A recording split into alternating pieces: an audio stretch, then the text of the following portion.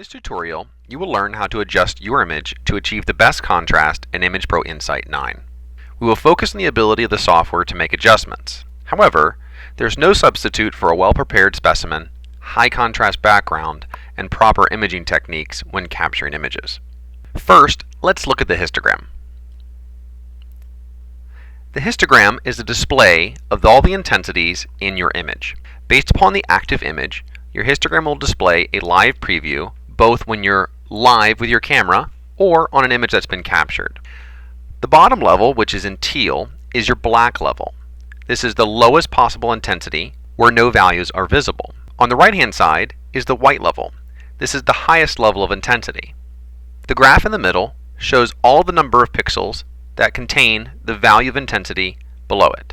In this particular example, no pixels contain values that are dark.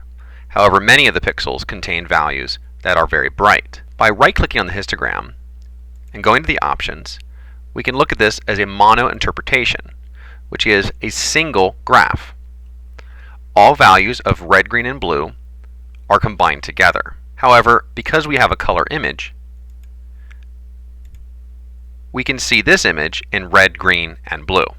The values on the bottom of the histogram will display based on the bit depth of your image. In this particular case, we have a bit depth which has 65,000 gray levels. To achieve the highest contrast, it's always important to understand your histogram. If values are positioned at the highest end of your histogram, this will mean you have saturation in your image. Saturation can always be visualized by using the saturation button on the ribbon.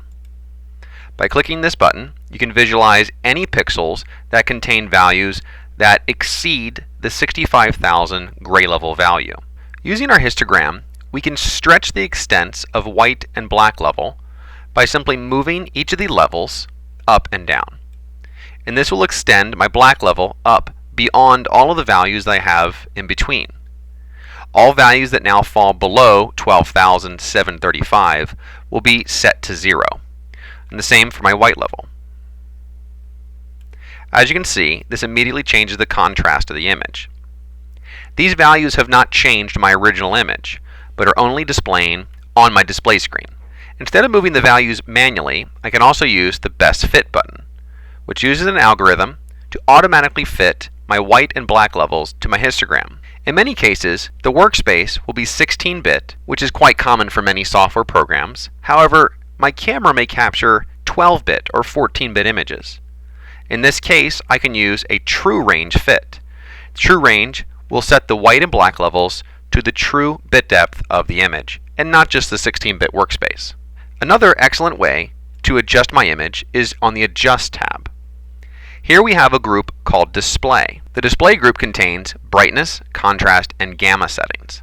The best way to display all three settings is by right-clicking on the histogram and visualizing the lookup table, LUT.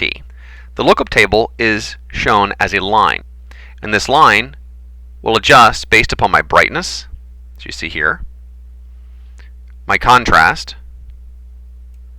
and my gamma.